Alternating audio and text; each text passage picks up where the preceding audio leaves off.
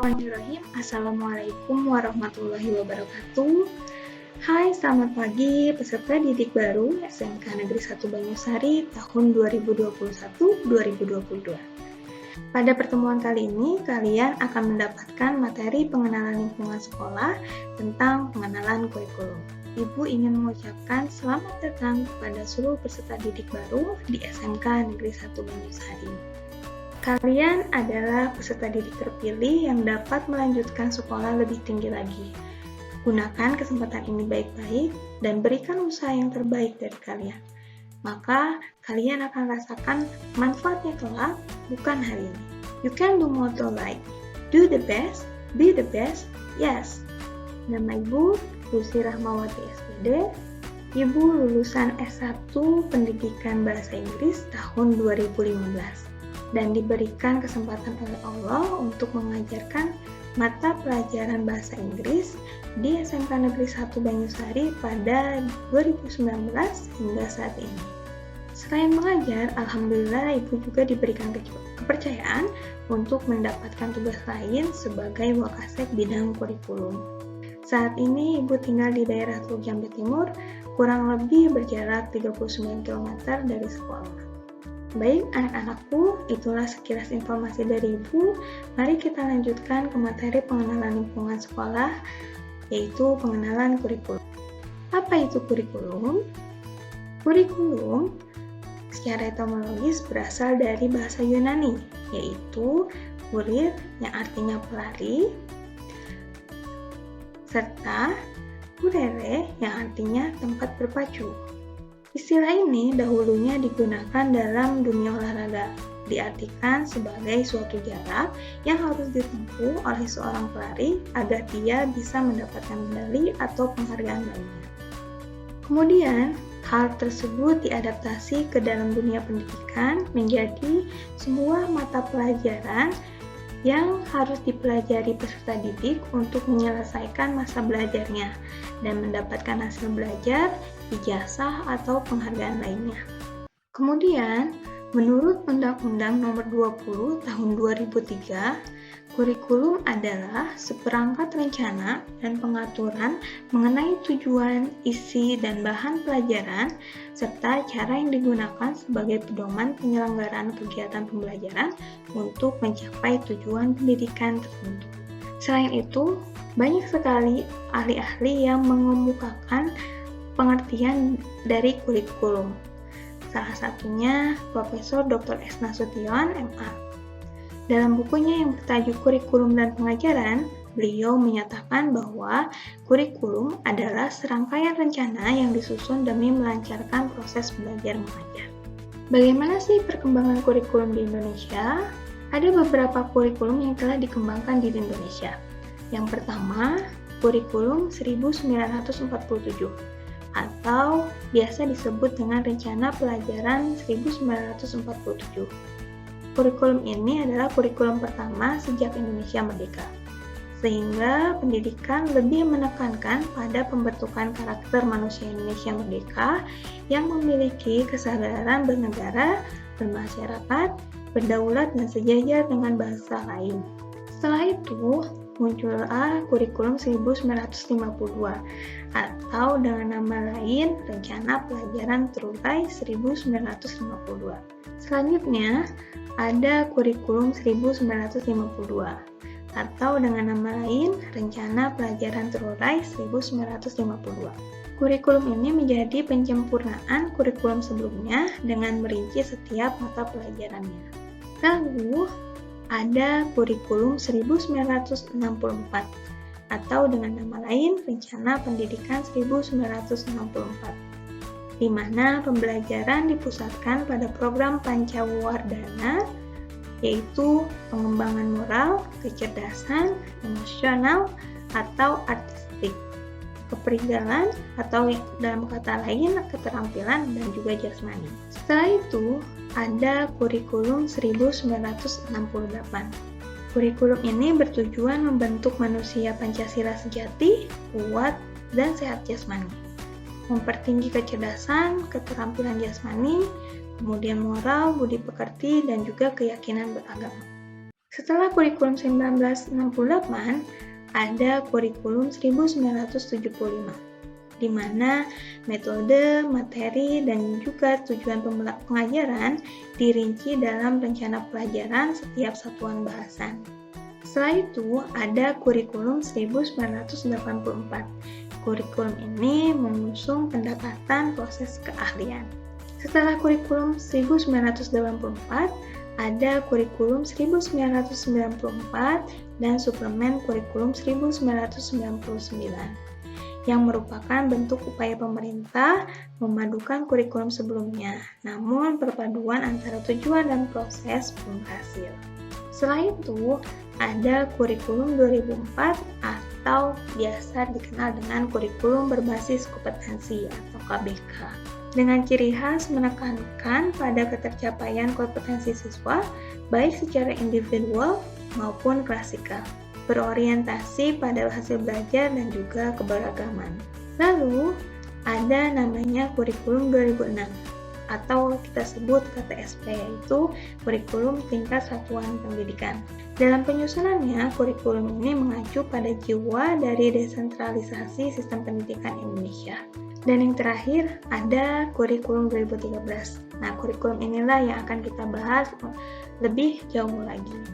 Menurut Peraturan Menteri Pendidikan dan Kebudayaan Republik Indonesia Nomor 70 Tahun 2013 tentang kerangka dasar dan struktur kurikulum sekolah menengah kejuruan atau madrasah aliyah kejuruan.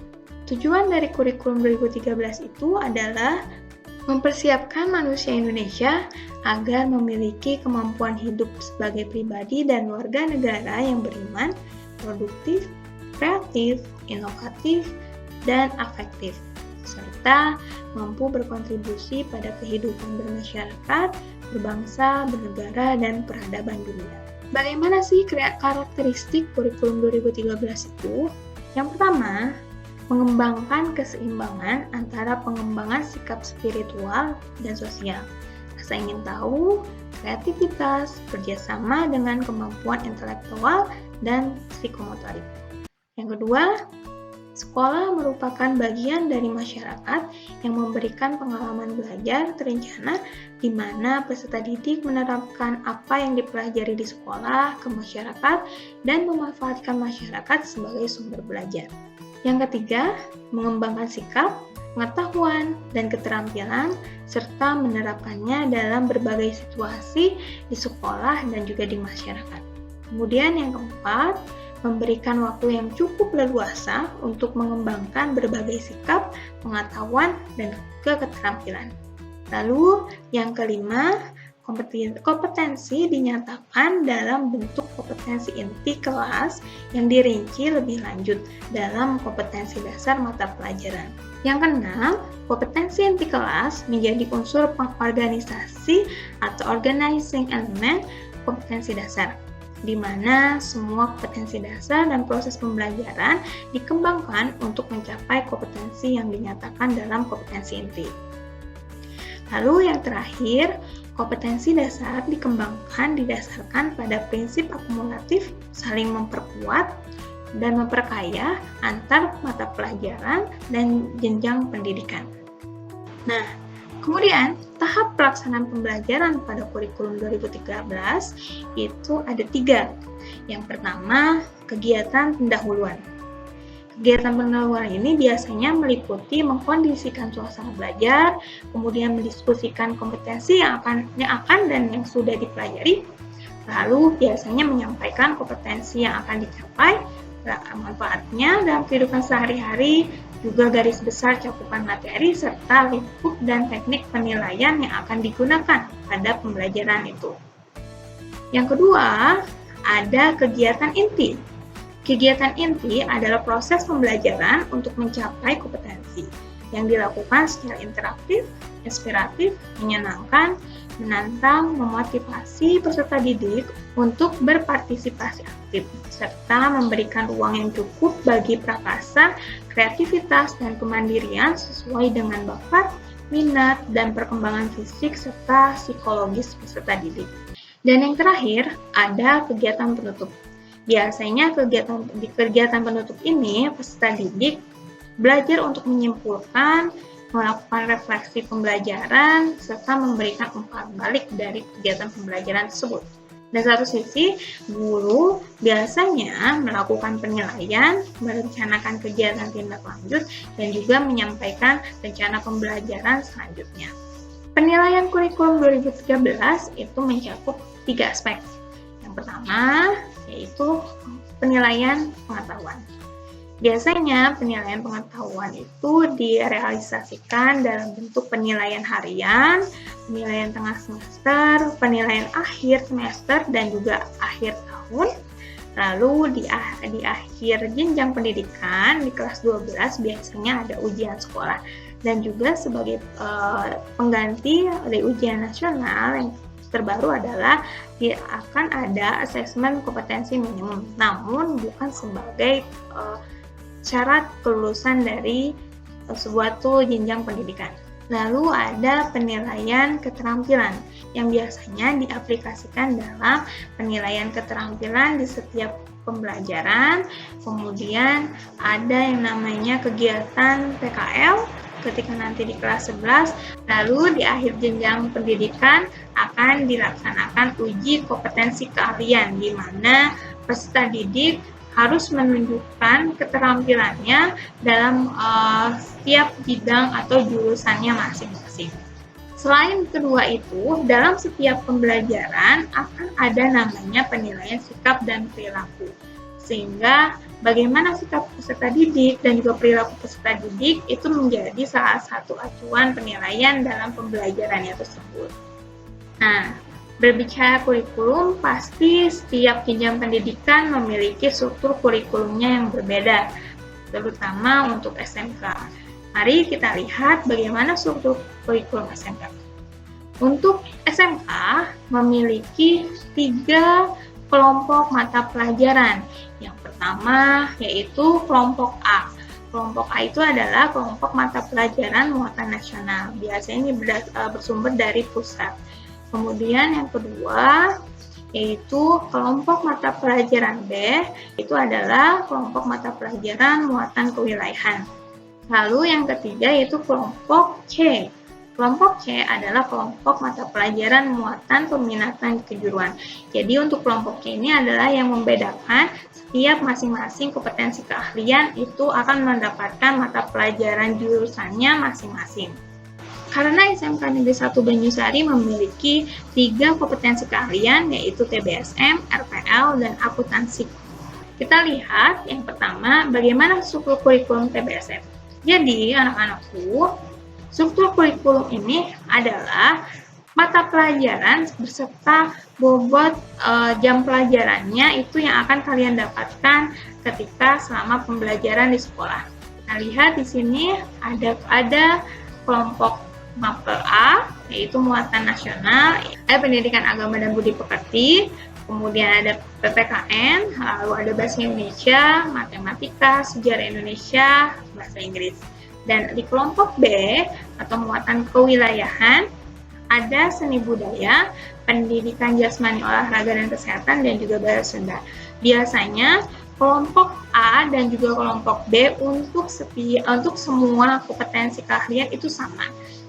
Yang membedakan ada di kelompok C. Dan inilah daftar dari kelompok Mapel C, yaitu kelompok Mapel peminatan kejuruan untuk TBSM. Nah, untuk setiap kelas pada struktur kurikulum ini, jenjang kelasnya memiliki beda-beda jumlah jam pelajarannya. Kita lihat untuk kelas 10, total jam pelajaran dalam pekan itu memiliki 48 jam pelajaran. Nah, untuk kelas 11 dan kelas 12 itu semuanya memiliki 50 jam pelajaran per pekan. Selanjutnya adalah struktur kurikulum RPL. Untuk jumlah jam pelajarannya itu sama. Yang membedakan adalah mapel kejuruannya di kelompok mapel C. Dan yang ini adalah struktur kurikulum untuk kompetensi keahlian, akuntansi, keuangan, dan lembaga. Untuk merealisasikan jumlah pelajaran keseluruhan itu dilakukan dalam kegiatan tatap muka. Nah, Kegiatan pembelajaran dilaksanakan Senin sampai Jumat. Setiap harinya, peserta didik akan mendapatkan 10 jam pelajaran. Kecuali untuk kelas 10, di hari Jumat hanya 8 pelajaran, mengingat hanya 48 jam pelajaran yang harus dipenuhi setiap pekannya. 1 jam pelajarannya itu berjumlah 45 menit. Nah, untuk di SMK 1 Banyusari, setiap awal hari sebelum pelajaran dimulai, diadakan kegiatan pembiasaan. Nah, beda-beda. Untuk hari Senin, kita biasanya upacara, kemudian Selasa ada sholat duha dan tadarus, juga setelah itu olahraga. Kemudian hari Rabu ada duha, tadarus, dan juga tausiah atau ada literasi. Ketika di hari Kamis, kegiatan pembiasaannya ada sholat duha, tadarus, dan dilanjutkan oleh kepramukaan atau English Day. Dan terakhir di hari Jumat, sama masih dengan sholat duha dan juga tadarus, dan dilanjutkan oleh Jumat bersih. Bermula dari Maret 2020, ketika pandemi virus corona 2019 mulai masuk ke Indonesia, itu menyebabkan kegiatan belajar mengajar di Indonesia sedikit terganggu. Sehingga terpaksa seluruh peserta didik harus belajar dari rumah, baik secara luar jaringan ataupun dalam jaringan. Perubahan skema belajar ini menyebabkan perlunya ada pemberlakuan kurikulum darurat. Kurikulum darurat itu lebih memprioritaskan kompetensi dasar yang lebih penting atau esensial bagi peserta didik untuk didahulukan belajarnya. Dan juga terpaksa ada namanya pengurangan jam pelajaran, kegiatan pembelajaran tidak bisa dilaksanakan secara normal. Maka jadwal belajar dari rumah itu yang tadinya ketika normal itu 10 jam pelajaran per hari, jadi dibuat hanya 4 jam sehari. Nah, tetap muatannya hanya 1 jam pelajaran itu 45 menit, namun satu hari hanya 4 jam, sehingga itu membuat seluruh mata pelajaran harus dipersingkat, harus disesuaikan lagi dengan kebutuhannya masing-masing. Namun untuk tahun ini, untuk membiasakan peserta didik diharapkan tetap melakukan pembiasaan, yaitu sholat duha dengan tadarus. Peserta didik bisa melakukannya sebelum pembelajaran dimulai. Belajar dari rumah itu seperti apa? Apakah harus selalu online atau harus selalu menggunakan internet? Tidak. Belajar dari rumah bisa dilakukan dengan 2 metode. Yang pertama, dalam jaringan atau daring. Metode dalam jaringan itu dikhususkan jika anak memiliki fasilitasnya, seperti memiliki handphone, memiliki laptop, komputer, ataupun tablet. Kegiatan belajar dari rumah dengan sistem dalam jaringan atau daring biasanya menggunakan berbagai aplikasi seperti WhatsApp, YouTube, Zoom, ataupun aplikasi-aplikasi lainnya. Dan yang kedua, itu belajar dari rumah dapat dilakukan secara luar jaringan. Nah, ini khusus untuk anak-anak yang memiliki keterbatasan dalam fasilitas yang menunjang pelajaran secara daring, yaitu pembelajaran bisa dilaksanakan dengan menggunakan modul yang diberikan oleh guru dan juga didukung oleh buku pembelajaran yang disediakan di sekolah. Oke, baik, itulah sekilas tentang pengenalan kurikulum dan bagaimana kurikulum yang diberlakukan di SMK Negeri 1 Banyusari. Nah, sekarang saatnya quiz time. Jadi bagi kalian yang sudah selesai mengikuti materi pengenalan lingkungan sekolah ini dari awal sampai akhir, pastinya kalian tahu bagaimana pengenalan kurikulum itu. Nah, untuk kamu yang sudah menyelesaikan materi dan juga merangkum tentang apa yang kamu dapatkan pada pertemuan kali ini, untuk 6 orang pertama yang beruntung dapat mengakses Google Form yang tercantum pada video ini. Kemudian silakan kalian jawab. Nah, untuk yang 6 orang pertama itu akan mendapatkan masing-masing pulsa 10.000, lumayan ya. Nah, link tersebut hanya bisa dibuka pada tanggal 21 Juli 2021 pukul 10 dan akan ditutup jika sudah ada 6 orang yang mengirimkan jawabannya. Jadi siapa cepat dia dapat. Hanya 6 orang pertama yang bisa mengirimkan dan semuanya insya Allah akan mendapatkan hadiahnya. Oke, semoga kalian beruntung, semoga materi ini bisa memberikan kalian manfaat, dan juga terima kasih untuk kalian yang sudah setia mengikuti kegiatan pengenalan lingkungan sekolah ini dari rumah, dan dari awal, dari pagi sampai nanti berakhirnya waktu pengenalan lingkungan sekolah ini. Mungkin itu saja materi dari Ibu tentang pengenalan kurikulum. Ibu mohon maaf apabila ada kesalahan dalam penyampaiannya ataupun kekurangan materi. Jika ada salah mohon disampaikan untuk perbaikan di kemudian hari. Semoga bisa bermanfaat untuk kalian semua. Ibu berharap kalian untuk selalu stay healthy, selalu sehat, menjaga kesehatannya, dan selalu aman. Kemudian tetap semangat. Ibu harapkan kalian tetap di rumah jika tidak ada kegiatan yang penting untuk keluar rumah. Kita sama-sama menjaga untuk diri kita sendiri, untuk keluarga kita, dan juga untuk orang lain. Semoga pandemi ini segera berakhir dan kita bisa belajar secara normal di sekolah ini. Wabillahi taufiq wal hidayah. Wassalamualaikum warahmatullahi wabarakatuh.